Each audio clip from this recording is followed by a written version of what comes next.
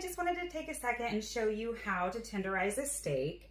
I'm actually going to be using this to make some Swiss steak, but it works the same if you're doing any kind of cube steak or Swiss steak or chicken fried steak, all the things. And basically what I'm doing is I put a piece of parchment paper down, and then I'm going to put the steak down, and I'm going to put another piece on top. And if you've got a little tenderizer hammer thing like this, it works great. But if you don't need to go out and buy one. You can use something like a rolling pin or something nice and heavy that you have.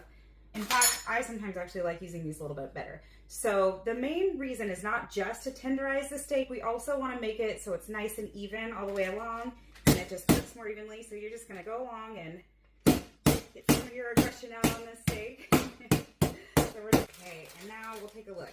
So you can see how nice and thin that is and how it's nice and even. That's exactly what you want to see. I hope that helps. So we're just going to move along and pound this all out nice and thin. You can make sure that they're nice and even, and just really helps it cook a little bit better. Now we're going to be making some Swiss steak, and before we go ahead and put the steak into the tomato sauce that we're going to cook it in, I like to actually just dust them in a little bit of seasoned flour, and we're going to fry them up just to give it that little bit of a golden brown taste to it. And I'm just mixing in some salt, some pepper, some paprika into the flour, a little bit of chives, and a little bit of nutritional yeast. And then we just want to make sure that every part of this is seasoned well.